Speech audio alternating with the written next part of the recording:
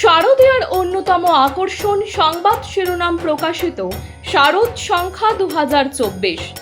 শারদীয়া 1431 দুর্গাপুজো উপলক্ষে সংবাদ শিরোনাম পত্রিকা আগামী 15ই আশ্বিন 1431 ইংরাজি 2রা অক্টোবর 2024 অর্থাৎ মহালয়ার পূর্ণ লগ্নে শারদ সংখ্যা প্রকাশ করতে চলেছে।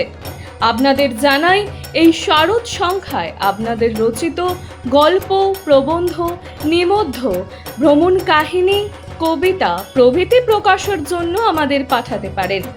আপনাদের লেখা অবশ্যই হোয়াটসঅ্যাপে টাইপ করে 8770267797 অথবা 9007322922 এই নাম্বারে। নমস্কার, সংবাদ শিরোনামে আপনাদের সকল দর্শকদেরকে জানাই স্বাগত। আপনাদের সঙ্গে আমি এই মুহূর্তে রয়েছি শুভদীপ। মালদা জেলা প্রশাসনের উদ্যোগে আজ মঙ্গলবার বিভিন্ন ব্লকের উন্নয়নমূলক কাজ নিয়ে প্রশাসনিক বৈঠক হয়ে গেল। এই বৈঠক অনুষ্ঠিত হলো জেলার প্রশাসনিক ভবনে। এই বৈঠকে উপস্থিত ছিলেন বিভিন্ন ব্লকের বিডিও এবং পঞ্চায়েত সমিতির সভাপতিরা।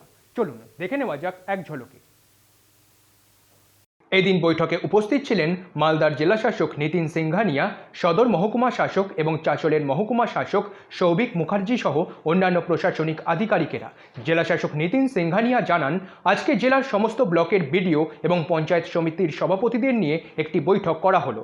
সমস্ত ব্লকের কাজ ঠিকঠাক হচ্ছে কিনা এবং কোন কোন ব্লকে এখনো কিছু কাজ হয়নি সেই সব নিয়েই আজকে বৈঠক করা হলো।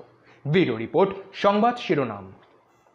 সভাপতি উত্তর কর্মদক্ষের বিডিও সাহেবের নয়, এমন কথাটা কিন্তু আমরা একবারও বলছি না।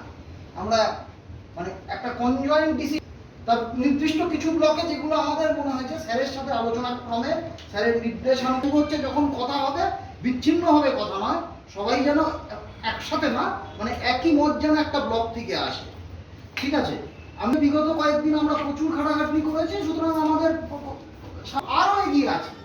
নিজেদের মধ্যে ওঠানামা হচ্ছে, কিন্তু আমরা লাস্টের আগে থেকে এগোতে পারছি না। লাস্ট নীতি জেলা পরিষদ 3টে দেখা হয়, দেখা যাবে হচ্ছে গড়ে প্রত্যেকটাই আমাদের মধ্যে 22 কোটি টাকা খরচা করতে হবে, যেটা আমাদের বিয়ন্ড ক্যাপাসিটি। আরো ডিটেলে আসছি, সংখ্যাগুলো দেখে মনে হচ্ছে খুব হেভি সংখ্যা। আমাদের ডেভেলপমেন্ট রিভিউ মিটিং, যেখানে বিভিন্ন ব্লকসের বিডিওস এবং সভাপতিদেরকে ডাকা হয়েছে এবং যেগুলো এক্সপেন্ডিচার হয় সেটা টাইমলি হচ্ছে কিনা, কোয়ালিটি অ্যাসেটস প্রিপেয়ার হচ্ছে কিনা, তার সঙ্গে আরও অন্যান্য যে আমাদের স্কিমস আছে রাজ্য সরকারের, সবগুলো রিভিউ হয়েছে আজকে, এবং যেখানে এখানে ঘাটতি আছে তাদেরকে বলা হয়েছে। আমরা আশা রাখছি খুব শীঘ্রই তারা সেগুলো রেকটিফাই করবে।